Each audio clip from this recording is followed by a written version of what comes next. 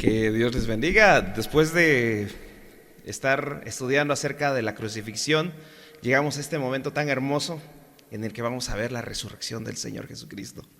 Los voy a invitar a que abran su Biblia en el libro de Marcos, capítulo 16.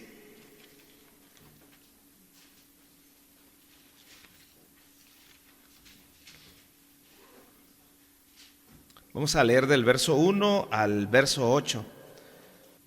Cuando lo encuentren se ponen de pie.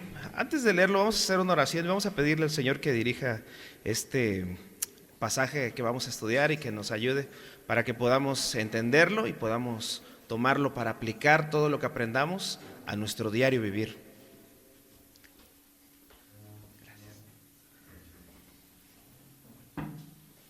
Te damos gracias, Padre de la gloria, porque podemos llegar a tu presencia en este día donde recordamos, Señor, tu resurrección. Te damos gracias por cada uno, Señor, de los que hoy nos reunimos y podemos estar en el mismo sentir, en el mismo espíritu. Gracias porque tú nos has hablado a nuestro corazón, porque nos escogiste desde antes de la fundación del mundo y nos trajiste hasta este lugar, hasta este preciso momento. Te damos las gracias, amado Señor, por nuestras familias, por nuestros amigos, por tu iglesia, por tu pueblo que está alrededor del mundo, celebrando, Señor, y festejando que tú vives y reinas con grande poder y autoridad. Ayúdanos a entender tu palabra, ayúdanos a compartir tu palabra, que tú te exaltes y te glorifiques en cada uno de nosotros. Te lo pedimos, Padre, en esta mañana, en el nombre de Jesús.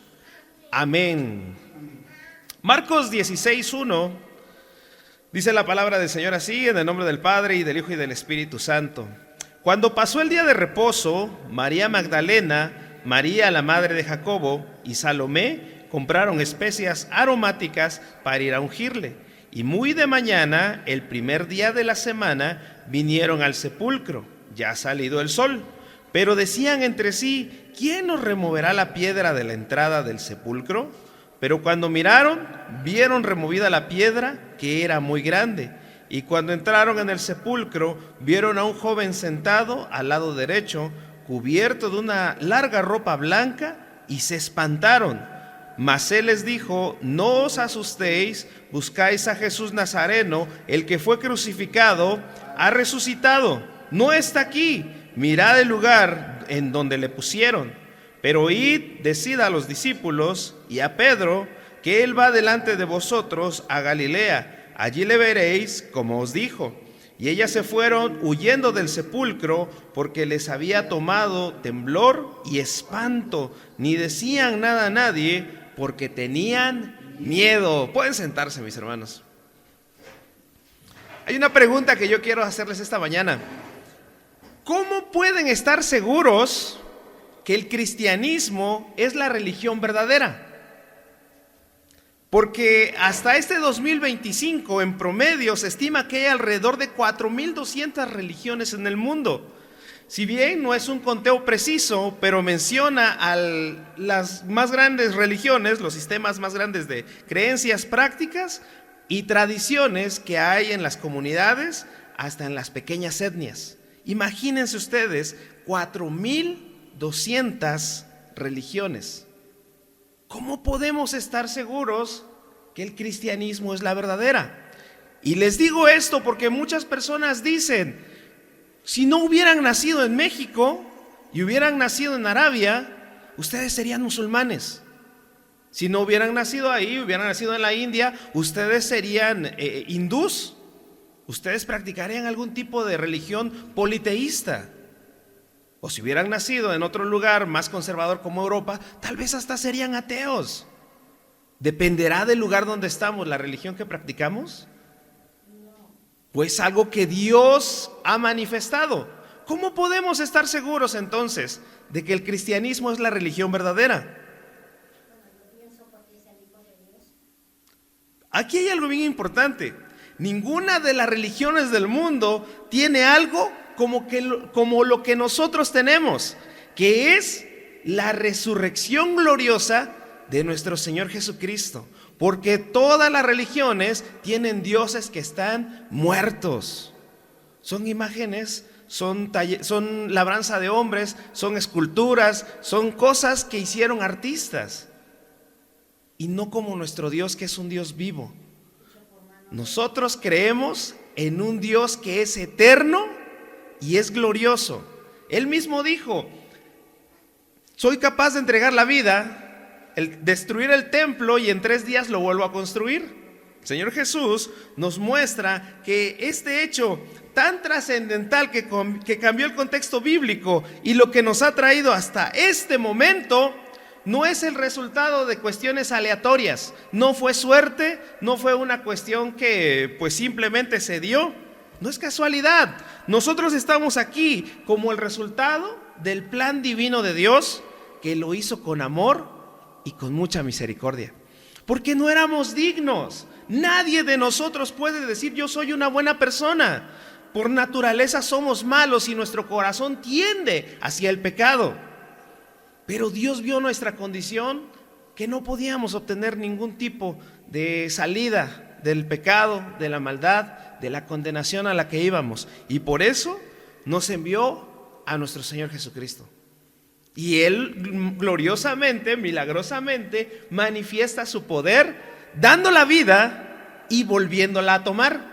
Porque nuestro Dios está vivo y eso es lo que estamos celebrando hoy. Ahora, los apóstoles, al narrar la resurrección, no dan detalles exactos de cómo sucedió lo que pasó dentro de la tumba. No sabemos cómo resucitó Cristo, no sabemos qué pasó en ese momento. Y en este libro de Marcos podemos ver que de una manera muy sencilla nos describe los hechos por los que atravesaron las mujeres que fueron por primera vez a ver el sepulcro del Señor. Ellas fueron a ungir el cuerpo muerto de su maestro, ya que por las prisas del día de reposo, del sábado, no pudieron prepararlo adecuadamente. Entonces ellas, con todo amor, con todo ese cariño y aprecio que le tenían al maestro, se prepararon el primer día de la semana. Se prepararon el domingo, porque ustedes recuerden que los judíos no cuentan lunes, martes, miércoles, sino que es día de reposo, primer día de la semana, segundo día de la semana. Entonces este domingo es el primer día de la semana. Ellas prepararon lo que iban a llevar para ir a visitar a su maestro. Y nosotros tal vez pudiéramos pensar: bueno, ¿por qué se fueron tan temprano? A fin de cuentas, pues ya está muerto. ¿Por qué no fueron a mediodía? ¿Por qué no fueron en la tarde? Cuando nosotros tenemos un cariño, cuando nosotros tenemos un amor sincero, lo manifestamos en todo lo que hacemos por los demás. Yo puedo ver la devoción de estas mujeres valientes, que aún a pesar de que iban a ungir un cadáver, querían servirlo por última vez porque lo amaban profundamente. Querían ver por última vez a su maestro y prepararlo para todo el tiempo que iba a estar ahí, porque esas especias aromáticas, esos perfumes, eran para que no hubiera un mal olor ahí. El amor que se da entre los seguidores de Cristo se manifiesta aún en los momentos más difíciles de la vida. Es ahí donde se muestra quién verdaderamente es un discípulo del Señor. ¿Cuánto amas? ¿Cuánto eres capaz de dar por tu hermano? Si lo ves en una situación de aflicción, de peligro, de angustia, de necesidad, ¿qué vas a hacer? Si amas a Dios y buscas cumplir con sus mandamientos, vas a buscar la forma de ayudarle, de bendecirlo, de estar con él. La fidelidad y este amor que estas mujeres tenían es premiado con la gran noticia de la resurrección de Cristo. Hay un detalle muy importante que a veces pasamos por alto. Ellas, cuando prepararon sus cosas y salieron a servir a su maestro, no pensaron antes de salir: bueno, hay que hablarle a algún discípulo para que nos vaya a remover la piedra. Ellas fueron con la fe de que de alguna forma iban a entrar. No esperaron a que todas las cosas estuvieran en su favor para hacer algo. ¿Sí? Porque recuerden ustedes que en el verso 3 dice: pero decían entre sí: ¿quién nos removerá la piedra de la entrada del sepulcro? Y era muy temprano. ¿Ustedes se imaginan que no había gente que pudiera ir con ellas? ¿Pero qué estaban haciendo los discípulos ese día? Antes de eso, estaban temerosos aún, escondidos. No sabían qué estaba pasando con certeza. Pero las mujeres son valientes. Yo puedo ver aquí, bueno, y también se ve en las cuestiones de la iglesia. Las mujeres permanecieron con Jesús en la crucifixión. Estuvieron acompañándolo. Y los discípulos estaban escondidos. Fueron dispersados porque hirieron al pastor y las ovejas huyeron. Yo puse 3 puntos aquí que quiero enumerarlos. El primero es: mi servicio a Dios es por amor. Si nosotros estamos acostumbrados a estar en nuestra zona de confort, vamos a hacer solamente algo cuando parezca que todo está en favor nuestro. Porque salir de la zona de confort es algo difícil. Queremos que todo se dé. Hay mucha gente que le dice a Dios: Señor, si tú me das una casa, un carro, si me das una cuenta de banco grande, yo entonces voy a salir a predicar, voy a hacer lo que tú me estás encomendando. Porque primero tiene que darme Dios para que yo vaya y le dé algo, según algunos tipos de pensamientos. Pero el amor nos mueve a hacer cosas aún sin tomar en cuenta lo que parecieran ser problemas o adversidades. Y lo podemos ver en estas mujeres. Para mí sería un problema decir: ¿cómo voy a mover una piedra enorme? Recuerden ustedes que se puso una guardia para que vigilara esa tumba, para que nadie se acercara, y estaba el sello del emperador en ese lugar, para cuidar que nadie hiciera nada o no se fueran a robar el cadáver de Jesús. Ahora, los hijos de Dios son valientes porque no dependemos de nuestras propias fuerzas. Si así fuera, nos cansaríamos. Y a mucha gente le pasa. Empieza en el cristianismo o tiene mucho ánimo y está muy motivado, y vemos que de repente empieza a hacer una cosa, otra cosa, ya aprende, ya ejecuta algún instrumento en la iglesia, ya comparte, ya predica, y de repente se le acabó el gozo y ya no lo vimos. Y vuelve a lo mismo que hacía antes. ¿Por qué? Porque no hubo palabra en su corazón de Dios. Lo que hubo fue una emoción. No se sujetó a nada, no hubo un fundamento. Nosotros confiamos en las fuerzas del Señor porque esas no se acaban. Eso le pasa a los discípulos del Señor Jesús cuando pasaron de estar escondidos, de haberlo abandonado, a cambiar radicalmente su pensamiento. Los discípulos, en el momento de la crucifixión, yo me imagino que también pensaron en esto. Es algo que yo puedo tal vez entender. Pasaron de decir: nos va a pasar lo mismo que a nuestro maestro si somos vistos en público. Recuerden que inclusive Pedro llega a negar a Jesús por esto, y le dicen: tú estabas con ellos, tú estabas con Jesús, y él dice: no, hasta maldijo. Pasó de hablar de una forma especial a volverse como los demás. Porque en los momentos difíciles es donde realmente mostramos de qué estamos hechos, en quién hemos creído. Y este cambio radical de mentalidad se da por el hecho de que también ellos vieron a Jesús que fue resucitado. Pasaron de ver a un hombre que había sido crucificado y muerto a ver a Jesús resucitado con gran gloria, con gran poder. Y los mejores testimonios que yo considero para mí son el caso de Pedro negando a Cristo y luego volviéndose otra vez a pescar.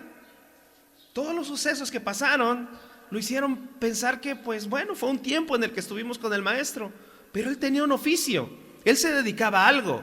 Y Jesús, cuando lo llama, le dice: yo te voy a hacer pescador de hombres ahora. Ya no vas a estar en la barca agarrando peces, vas a ir por las almas. Y otro caso es el del apóstol Pablo. Pasó de ser un muy buen judío, un perseguidor de la iglesia, a ser un fiel cristiano, un servidor de la iglesia primitiva. Pasó a ser el más grande misionero que ha tenido la historia. Y Pedro pasó a ser el pastor de la iglesia primitiva. Y todo esto lo hicieron ellos por amor. Hoy en nuestros tiempos la palabra se predica por conveniencia. Porque ¿qué voy a ganar si predico a Cristo? ¿Cuánto me van a pagar? Necesito primero tener todas las comodidades para ir y hacer algo, porque si no, no salgo. Y esto es algo que debería conmovernos a nosotros, porque las almas se están perdiendo. Y lo que nosotros vemos primero es nuestro beneficio personal. Muchos han tomado el evangelio no para compartir acerca de Dios, sino para enriquecerse. Y ustedes pueden ver las mega iglesias, las personas que tienen el evangelio de la prosperidad. Y luego vemos también los que decimos, no, somos más bíblicos, pero también lucramos con el evangelio.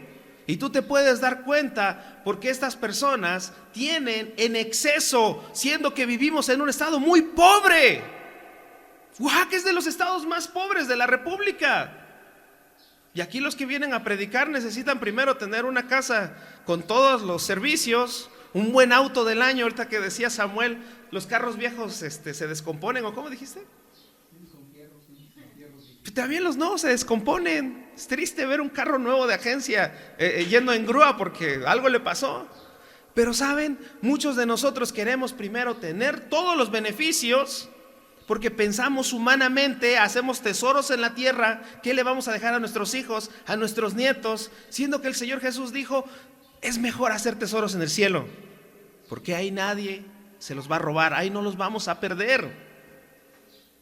Hasta venir a veces a la iglesia es complicado, porque en el caso de los hermanos que tocan en la alabanza, ensayamos las alabanzas y fíjense, aún así tenemos algunas cuestiones en las que no empatamos.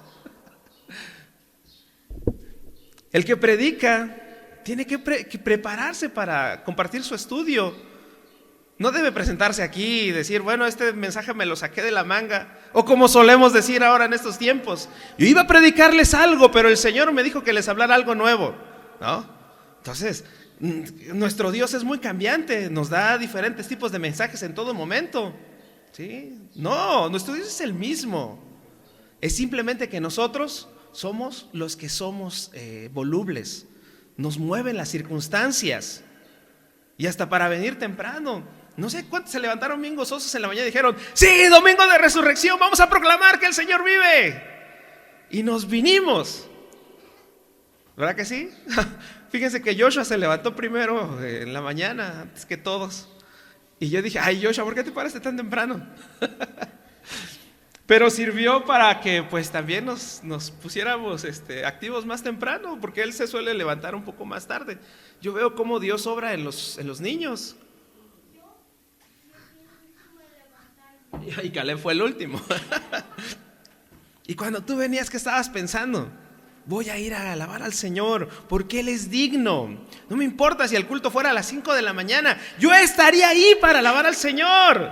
Antes se hacía a las 5 de la mañana, pero las personas somos poquito flojitas a veces, ¿no? Y 5 de la mañana es muy temprano, hermano, no exagere, todavía ni hay luz, me van a asaltar en la calle. Ahora, punto número 2, Dios removerá nuestros obstáculos. La tumba vacía es un testimonio a todas las naciones de todos los tiempos del poderío de Dios. Nadie de las otras religiones tiene algo tan evidente como el milagro más grande que hizo Jesús, el de resucitar, ¿sí? Porque hubo milagros que Él hizo. Él sanó a los ciegos, sanó a los leprosos, resucitó a los muertos, pero resucitó Él mismo. Tengo el poder para dar la vida y para volverla a tomar, dijo Él. Aun cuando existen algunas versiones de que los discípulos robaron el cuerpo de Jesús y así inventaron una religión, nosotros podemos ver por simple lógica que una mentira no se puede sostener por mucho tiempo. Siempre va a salir a la luz la verdad. Nosotros tenemos que estar conscientes de esto. La Escritura dice que el Señor Jesús es el camino, la verdad y la vida. Ahora, cuando pasaron los hechos, cuando sucedieron estas cosas, todos los que vieron a Jesús resucitado cambiaron radicalmente su forma de pensar, al grado que no dudaron en salir a todas partes del mundo para predicar el evangelio, porque es poder de Dios, ¿sí? Cuando no estaba Jesús resucitado aún, tenían miedo e incertidumbre. Aquí estas mujeres podemos ver cómo dice la Escritura, que inclusive a ellas en ese momento les tomó temblor y espanto y tuvieron miedo. Y los discípulos estaban también ocultos. Pero La piedra removida es el testimonio de Dios, no para que Jesús saliera, sino para que el mundo pudiera entrar y ver que no está Él ahí, porque resucitó. ¿Sí? Los discípulos, a partir de la resurrección, salieron a predicar el evangelio, y es algo que todos nosotros deberíamos hacer. No dejarlo para los pastores, para los líderes, para los profetas, lo que ustedes quieran. Es una encomienda, es la gran comisión que tenemos todos los que hemos creído en Jesús, todos los que tenemos fe. ¿A cuántos les hemos compartido de nuestra fe? Yo siempre he dicho, muchas veces lo que más nos impide hablar de Jesús es nuestro mal testimonio. Porque decimos, ¿cómo le voy a hablar de Jesús a esta persona si sabe cómo soy? Y nos conformamos, así lo dejamos, siendo que deberíamos no predicarnos a nosotros mismos, sino predicar a Jesús. Porque la gente está deseosa de escuchar del poder de Dios, está deseosa de escuchar la oportunidad de salvación, y no la hay. Por eso es que mucha gente confía en las piedras, confía en hechizos mágicos, en los brujos, en encantamientos, en los horóscopos, porque no han conocido a Dios. Y dice la Escritura que si nosotros nos callamos, las piedras van a hablar. Yo me considero a mí mismo una piedra, porque yo soy lento para hablar, tengo problemas para articular mis palabras. Sin embargo, Dios nos está levantando a nosotros imperfectos, porque no depende de nosotros, no debe depender de nosotros, tiene que depender del poder de Dios, para que así se glorifique el Señor y las personas se maravillen y digan, ¿qué no ese era tartamudo? ¿Qué no ese no fue a la escuela? ¿Qué no ese es hijo de fulanito, de sutanito? ¿Cómo hacían con el Señor Jesús? El hijo del carpintero. Y ahora nos da el mandato de ir y hacer más discípulos. No basta con que las personas acepten a Cristo en su corazón y digan que ya son salvas. Hay que discipularlos. ¿Y cómo les vamos a compartir si nosotros no hemos sido discipulados? Ahorita que estamos hablando acerca de que conocimos al Señor, de que aceptamos a Cristo en el corazón, de que fuimos bautizados. ¿Cuántos de aquí estamos bautizados? A ver, levanten su mano. Y de los que hemos sido bautizados, ¿cuántos están discipulados? ¿Cuántos recibieron un discipulado?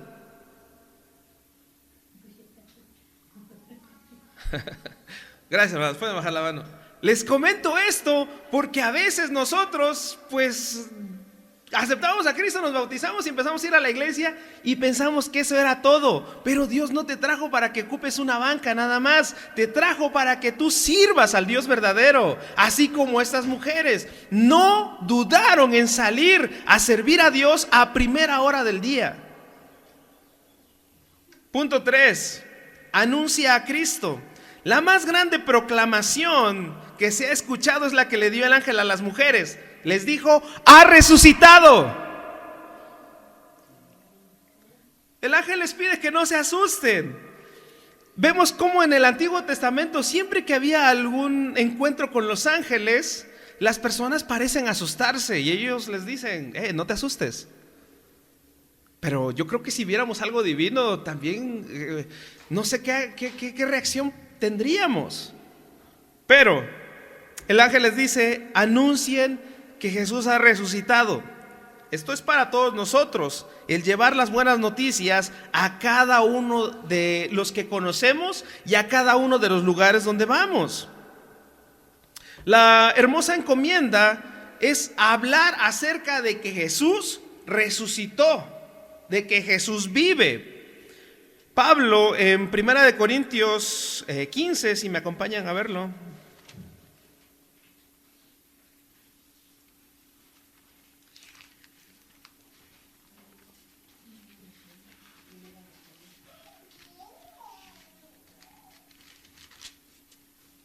Hablando acerca de la resurrección, dice en el verso 1, además os declaro, hermanos, el evangelio que os he predicado, el cual también recibisteis, en el cual también perseveráis, por el cual asimismo, si retenéis la palabra que os he predicado, sois salvos, si no creísteis en vano. Nuestra fe en el Señor nosotros hemos recibido la palabra y hemos creído, y si no lo hicimos en vano, somos salvos, salvos por gracia, porque tu salvación, mi salvación no nos costó nada, todo lo hizo el Señor Jesús. Él pagó el precio en la cruz y con su sangre lavó nuestros pecados. Dice el 3, porque primeramente os he enseñado lo que asimismo recibí, que Cristo murió por nuestros pecados conforme a las Escrituras, y que fue sepultado y que resucitó al tercer día conforme a las Escrituras, y que apareció a Cefas y después a los 12, después apareció a más de 500 hermanos a la vez, de los cuales muchos viven aún y otros ya duermen. Cuando vemos nosotros las películas acerca de Cristo, los sucesos parecen pasar tan rápido que parece que Jesús resucitó e inmediatamente se fue a la diestra del Padre. Y dice la Escritura que pasaron algunos días con el Maestro y estuvo con ellos, estuvo con sus discípulos, y no fueron nada más los apóstoles los que lo vieron resucitado, fueron más de 500 personas que pueden dar testimonio, que pueden dar fe de que Jesús resucitó.